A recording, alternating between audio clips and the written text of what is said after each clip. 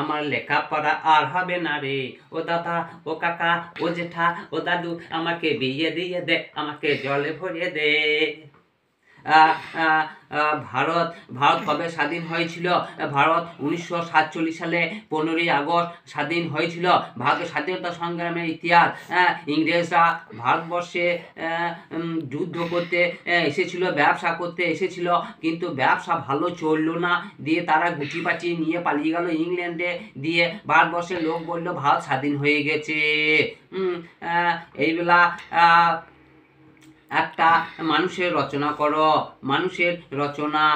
আগে মানুষ বনে বাস করত, তখন মানুষকে বন্য প্রাণী বলা হতো, এখন মানুষকে সামাজিক প্রাণী বলা হয়। মানুষ স্তন্যপায়ী প্রাণী। মানুষের দুটো কান আছে, দুটো হাত আছে, দুটো চোখ আছে, দুটো পা আছে, 32টা দাঁত আছে, এবং রেচন পদার্থ তাপ করার জন্য একটা নল আছে, এবং দুটো আলু আছে। মানুষ বিভিন্ন ধরনের হয়, লম্বা, ফর্সা, কালো, বেঁটে, বিভিন্ন ধরনের হয়। মানুষকে অনেক সময় বিভিন্ন সময়ে পশু পাখির সঙ্গে তুলনা করা হয়।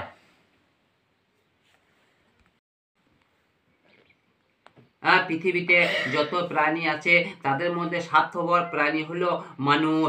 মানুষ বিভিন্ন ধরনের হয়, ভালো খারাপ, স্বার্থপর, সুযোগ সন্ধানের মানুষ, ভালো খারাপ মানুষ, বিভিন্ন ধরনের মানুষ হয়। মানুষকে বিভিন্ন সময়ে স্থান কাল পাত্র হিসাবে পশু পাখির সঙ্গে তুলনা করা হয়। যে মানুষের গায়ে প্রচণ্ড শক্তি তাকে আমরা হাতির সঙ্গে তুলনা করি, আবার যার বুদ্ধি সবচেয়ে কম তাকে আমরা গরু ভেড়া ছাগলের সঙ্গে তুলনা করি।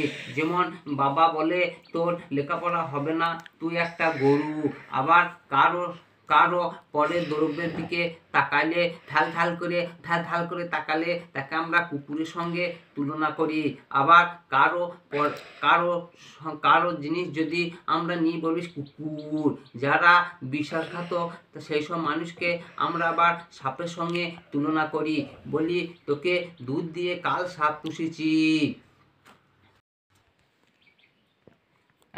মানুষকে যদি বলা হয় যে বাঘের বাচ্চা, সে খুব খুশি হয়, কিন্তু তাকে যদি বলা হয় তুই একটা জানোয়ারের বাচ্চা, তাহলে সে খুব রেগে যায়। মানুষ সব খায়, মানুষ আলু, বেগুন, পটল, ঝিঙে, উচ্ছে, ঢেঁড়স সব খায়।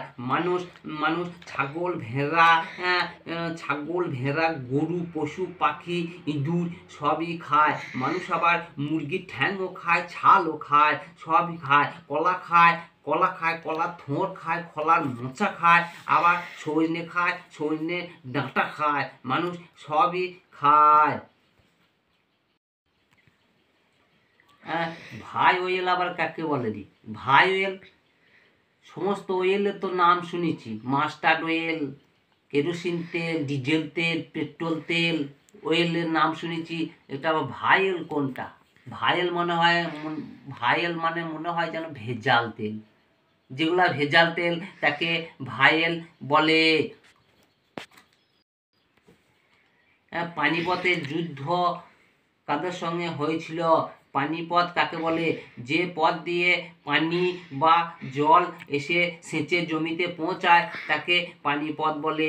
পানিপথের যুদ্ধ হয়েছিল ঘোষেদের সঙ্গে চৌধুরীদের, অর্থাৎ আগুরিদের।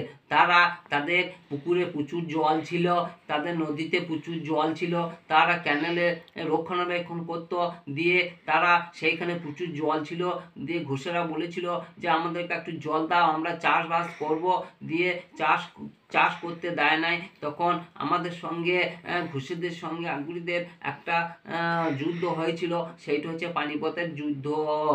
এইবেলা তাহলে নদী সমুদ্রের জল নোনা হয় কেন?